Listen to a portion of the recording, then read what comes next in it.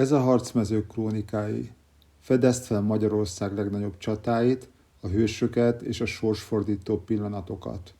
Minden ütközet egy történet, minden történet a múlt erejét hordozza magában. 910 nyarán járunk. A magyar csapatok az előző évekbeli sikeres hadjáratok után ismét több száz kilométer távolságra a Kárpát-medencétől egészen Augsburg városáig jutottak. Ennek a hadjáratnak, mint korábban is, két fő célja volt. Egyrészt szükség volt a zsákmányra, kincsek, állatok és foglyok formájában a birodalom működéséhez, másrészt megelőző csapásként is szolgáltak egy esetleges magyar területekre irányuló támadás korai megakadályozására. A második cél, azaz a megelőző csapás, egy támadás elhárítására azonban most talán még fontosabb is volt, mint valaha. Hadban álló népek között a hírszerzés nélkülözhetetlen szerepet játszik az ellenség terveinek kifürkészésében és hadmozdulatainak előrejelzésében. A magyar hadvezetés kémei nem csak a hazai területeken belül, hanem az ellenség területén is igen hatékonyan működtek. A hírszerzés értesülésének köszönhetően értesültek 4. Lajos keleti frank király szándékáról, mely szerint egyesíti a különböző német hercegségek erőit, és így egy döntő csatában végleg legyőzi a magyarokat. De mik voltak az előzményei ennek a tervnek? Miért volt szüksége ekkora haderőre a magyarok legyőzésére? Erre a kérdésre keressük most a választ. A 10. század elején Közép-Európa hatalmi viszonyai gyorsan változtak, talán gyorsabban, mint korábban bármelyik időszakban. A magyarság alig néhány évtizeddel korábban telepedett meg a Kárpát-medencében, és már is olyan katonai erőt képviselt, és olyan csatákban diadalmaskodott, ami alapjában rengette meg a keleti frank királyságot. 910 körül elfoglalták a Dunántúlt a bajroktól, ami közvetlen konfliktushoz vezetett a keleti frank királysággal. Ez a konfliktus 910-ig tartó, szinte folyamatos háborús időszakot indított el. A döntő fordulópont 907-ben következett be, amikor a pozsonyi csatában a magyarok súlyos vereséget mértek a nyugati seregekre. Ez a kudarc azonban nem törte meg véglegesen a frankokat. Éppen ellenkezőleg újabb hadjáratokra ösztönözte őket, hogy visszaszerezzék elveszett területüket, és visszaszorítsák a magyarokat. Következő évben a magyarok Türingiába törtek be, és Eisenach közelében legyőzték az egyházi és világi vezetők seregét, megölve többek között Burkhárd és Egino hercegeket, valamint első Rudolf würzburgi püspököt is. Egy évvel később, 909-ben Bajorország ellen indítottak támadást, ahol azonban Arnulf herceg egy kisebb ütközetben visszaverte őket. Ezzel el is érkeztünk a 910-es évhez, amikor a keleti frank uralkodó, Gyermek Lajos, aki ekkor mindössze 16 éves volt, elhatározta, hogy döntő csapást mér a magyarokra. A krónikák szerint még kivégzéssel is fenyegette azokat a hercegeket és hadurakat, akik nem csatlakoznak a hadjárathoz. Célja az volt, hogy egyesítse a különböző német hercegségek, Svábföld, Bajorország, Frankföld és Lotaringia erőit, így egy hatalmas sereggel semmisítse meg a magyarokat. A jól működő hírszerzésnek köszönhetően a magyarok még időben értesültek a király terveiről. Az idő azonban sürgetett. Magyarok a pozsonyi csata tanulságoként egyrészt mindenképpen hazai területen kívül a meglepetés erejét kihasználva akartak megütközni az ellenséggel, másrészt azt sem akarták megvárni, míg az ellenséges seregek ilyen komoly haderővé egyesülnek, hanem még külön-külön, kisebb részenként semmisítik meg őket. A magyar harcmodor a könnyű lovasságon alapult. Ennek nagy előnye a rugalmasság, Gyorsan össze tudták vonni a szükséges erőket, és menetben naponta lényegesen nagyobb távolság megtételére voltak képesek, mint a nyugati nehéz lovasság és azok gyalogosai. Ez a gyorsaságbeli különbség döntő jelentőségű volt az egész hadjárat kimenetele szempontjából. A magyar sereg sebesen közeledett. Bajorországon keresztül az Enz folyó mentén haladtak, így közelítették meg Augsburgot. A király serege Kosberg gróf vezetésével az Augsburg városától mintegy 25 kilométerre délre a Lech folyó mentén a Lech mezőn várakozott, hogy egyesüljön Gebhard lotaringiai herceg által vezetett frank sereggel. Ez az ártéri síkság első pillantásra nem tűnik különösebben jelentősnek, ám a kor hadviselése szempontjából ideális terepet biztosított a gyors mozgású lovas egységek számára. A magyarok, akik már ekkor tökéletesre fejlesztették könnyűlovas harcmodorukat, pontosan tudták, hogyan használják ki ezt a környezetet. A német had számára elképzelhetetlen volt, hogy a magyarok ott és teljesen váratlanul bukkantak fel, ekkora távolságban a Kárpát-medencétől. Biztonságban érezték magukat hazai területen, csapataik összefogásával voltak elfoglalva, ezért nem is számítottak a magyarok felbukkanására. A meglepetés döntő jelentőségű volt abból a szempontból is, hogy a németek nem tudtak a keleti frank sereggel egyesülni. Létszámbeli fölényük azonban még így is tetemes volt, valószínűleg jóval meghaladta a magyarokét. A német nehéz lovasság és a hasonlóan nagy pajzsokkal, lándzsával és karddal rendelkező gyalogság komoly erőt képviselt.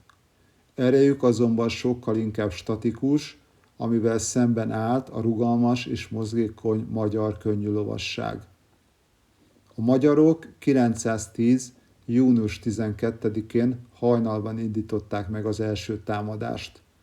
Az első roham azonban nem volt döntő jelentőségű, inkább egyfajta előkészítő akciónak tekinthetjük, melynek célja az ellenség megzavarása és demoralizálása volt. A magyar lovas íjászok távolról nyilaszták a tábort, sok katonát még álmában megölve, vagy közvetlenül az ébredés után. Ezek után visszavonultak a táborukba, mintha nem is akarnának komoly összecsapást. A nap folyamán azonban kibontakozott a harc, ami egyfajta idegérlő játékká vált. A magyarok kisebb csoportokban támadtak, nyilakat zúdítva a németekre, majd visszavonultak. A magyarok által használt nomád nyilak nagyobb távolságból voltak képesek célba találni, mint az ellenségé, így akkor is veszélyt jelenthettek, amikor azok nem érhették el őket. Ez a taktika, melyet gyakran színlelt visszavonulásnak neveznek, a nomád hadviselés egyik legjellegzetesebb eleme volt. A német gyalogság falat alkotott pajzsaiból és fegyelmezetten tartotta a csatarendet, míg eközben lovasságuk időről időre rohamra indult a magyarok üldözésére. A nomád harcmodor kerülte a nyílt, frontális ütközetet, viszont látszólagos támadásukkal elég közel kellett kerülniük ahhoz, sőt akár kisebb közelharcba is kellett bocsátkozniuk, hogy menekülés színlelve maguk után tudják csalni az ellenséget. A magyarok többször is sikeresen elérték ilyen színlelt menekülés által, hogy a német nehéz lovasság üldözőbe vegye őket, ők azonban a páncélzatuk és fegyvereik súlya alatt sokkal nehezebbek és lassabbak voltak a könnyű lovasságnál. A gyakorlott magyar lovasok könnyedén kitértek előlük, miközben folyamatosan hátrafelé nyilasztak, ezáltal folyamatosan ritkították az ellenséget. A Nyugat-Európában szokatlan harcmodor a létszámvesztesség mellett mind fizikailag, mind pszichológiailag folyamatosan gyengítette az ellenséget. A csata több mint 12 órán át tartott. A nyári hőség, a fáradtság és az egyre növekvő veszteségek lassan felörölték a német sereget. Gondoljunk csak bele, A németeknek páncélzatuk és fegyverzetük tetemes súlyát is el kellett viselniük, ami több 10 kilót is kitett, ami fizikailag is sokkal jobban kimerítette őket. Este 7 óra körül a magyarok ismét támadásba lendültek, majd visszavonulás színvelve a németek követték őket. Nem tudni miért, de a király és a csapata is biztosak voltak a győzelmükben. Elvesztették a nap folyamán mindvégig betartott türelmüket és fegyelmüket. Elhagyták jól védett állásaikat, és teljes erővel üldözőbe vették a visszavonuló magyarokat. Ezzel azonban pontosan azt tették, amire a magyarok vártak. Egy előre kiválasztott területre csalták őket, ahol a két erdősáv között csak szűk átjáró húzódott. Itt rejtőztek a tartalék magyar csapatok, akik eddig teljesen észrevétlenek maradtak. Amikor a német lovasság teljesen bekerült ebbe a csapdában, a rejtett egységek hirtelen mindkét oldalról előre törtek. A visszavonuló magyar főerő pedig megfordult és szemből támadt, miközben az erdőből előretörő csapatok oldalról és hátulról zárták körbe az ellenséget. Elképzelhetetlen a káosz, amit a csel okozott. A német nehéz lovasság csapdába esett. A szűk térben nem tudták kihasználni erejüket, mivel kevésbé voltak mozgékonyak, mint a könnyű lovasok, és hamarosan teljesen felbomlott csatarendjük. Ezután a csata mészállássá változott. A nehéz fegyverzetű lovagok, akik nyílt terepen félelmetes ellenfelek voltak, most tehetetlenül estek áldozatul a gyors és mozgékony magyaroknak. A körbezárt egységek nem tudtak kitörni, és sorra estek el a katonák. A király szerencsére nem vett részt közvetlenül ebben az összecsapásban, valószínűleg a gyalogsággal maradt hátrébb, és csak később szembesült a katasztrófa következményeivel. Amikor megérkezett a harctérre, döbbenten látta hatalmas veszteséget és legjobb katonáinak pusztulását. Az életben maradt gyalogosok ezután pánikszerűen menekülni kezdtek. A magyar lovasok üldözőbe vették őket, és a kor szokásainak megfelelően nem adtak kegyelmet. A vereség szinte teljes volt. A német sereg gyakorlatilag megsemmisült. Gyermek Lajost végül lovas testőrsége mentette ki a csatából, és Augsburg falai mögé menekült, és ezzel túlélte a vérontást. Ez az ütközet nem csupán egy győzelem volt a sok közül, hanem egy olyan stratégiai és hadműveleti teljesítmény, mely hosszú évekre meghatározta a térség erőviszonyait. Nem csupán egy győzelmet, hanem egy olyan hadművészeti mesterművet jelent, melyben a mozgékonyság, a hírszerzés, a pszichológiai hadviselés és a taktikai zsenialitás tökéletes egységet alkotott. Az a tény, hogy a magyarok több mint 12 órás csata egész idő alatt képesek voltak elrejteni és várakoztatni csapataik egy részét, eközben olyan hadműveleteket alkalmazni, melyek elvezettek a végső győzelemhez, komoly szervezést és előrelátást igényelt.